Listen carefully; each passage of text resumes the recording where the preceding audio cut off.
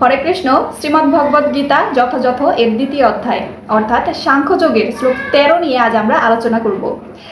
তো চলুন শ্লোকটি প্রথমে শুনে নিই।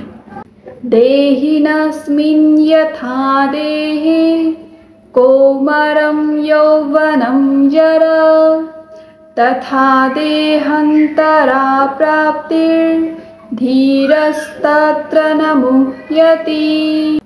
অনুবাদ: ভগবান শ্রীকৃষ্ণ বলছেন, দেহের দেহ যেমন কৌমার, যৌবন ও জরার মাধ্যমে তার রূপ পরিবর্তন করে চলে, ঠিক তেমনিভাবে মৃত্যুর মাধ্যমেও দেহি এক দেহ থেকে অন্য দেহে দেহান্তরিত হয়। স্থিতপ্রজ্ঞ ব্যক্তিরা কখনোই এই পরিবর্তনের দ্বারা মুহ্যমান হয় না। তো অর্জুন ভগবান শ্রীকৃষ্ণকে যুক্তি দেখিয়েছিল যে আমি আমার পরিবারজনদেরকে হত্যা করতে পারবো না।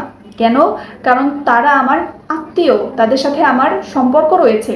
ভগবান এর জন্য অর্জুনকে বলছে যে এই দেহ জীবের প্রকৃত সত্তা নয়। জীবের প্রকৃত সত্তা কি? জীবের প্রকৃত সত্তা হচ্ছে চিন্ময় আত্মা।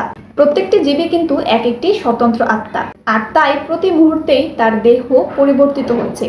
কখনো শিশু, কখনো কিশোর, কখনো যুবক, কখনো বা বৃদ্ধ। এভাবে তার দেহের তো নানা পরিবর্তন হচ্ছে, কিন্তু তার যে প্রকৃত সত্তা, জীবের প্রকৃত সত্তা আত্মা, এর কখনোই পরিবর্তন হয় না।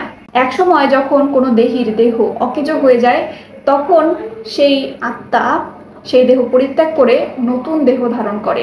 মৃত্যুর পরে জড় অথবা চিন্ময় যে কোনো একটি দেহ ধারণ করা অবশ্যম্ভাবী। পিতামহ ভীষ্ম, গুরু দ্রোণ ইত্যাদি আত্মীয় পরিজনদের জন্য অর্জুন যে শোক করছিল তা কিন্তু একদম নিরর্থক ছিল। তো এই শ্লোকের মাধ্যমে ভগবান অর্জুনকে বোঝাচ্ছেন যে তোমার শোক করা উচিত নয় অর্জুন, কারণ এই দেহ জীবের প্রকৃত সত্তা নয়। শোক করার পরিবর্তে বরং অর্জুনের খুশি হওয়ার কথা। কেন? কারণ যুদ্ধে তাদের মৃত্যু হলে পিতামহ ভীষ্ম, গুরু দ্রোণ তাদের বৃদ্ধ দেহ পরিত্যাগ করে নতুন দেহ ধারণ করবে, এবং তাদের এই জরাগ্রস্ত দেহ পরিত্যাগ করার মাধ্যমে তারা নবশক্তি লাভ করবে, নতুন দেহ লাভ করবে। মানুষের যে পূর্ব কর্ম আছে সেই অনুযায়ী কিন্তু সে ফল ভোগ করে, নানা রকম সুখ দুঃখ ভোগ করে থাকে। আর আমরা জানি পিতামহ ভীষ্ম এবং গুরু দ্রোণ তাদের জীবনে যে সকল কর্ম করেছে তা অধিকতরই কিন্তু পুণ্যকর্ম। কাজেই নিঃসন্দেহে তারা অবশ্যই ভগবত ধাম লাভ করবে, অথবা স্বর্গলোকে দিব্য দেহ প্রাপ্ত হবে এবং নানা রকম সুখ ভোগ করবে, এতে কোনো সন্দেহ নেই। কাজেই তাদের মৃত্যুতে শোক করার কোনো কারণই ছিল না। এটি ভগবান শ্রীকৃষ্ণ অর্জুনকে এই শ্লোকে বলছেন। তো এই ছিল আজকের শ্লোকটি। কেমন লাগলো জানাবেন, ভালো লাগলে লাইক এবং শেয়ার করবেন। এমনইভাবে নিয়মিত ভগবদ্গীতার একটি করে শ্লোক শুনতে চাইলে ফলো দিয়ে রাখতে পারেন। আর ভুল ত্রুটি ক্ষমা সুন্দর দৃষ্টিতে দেখবেন।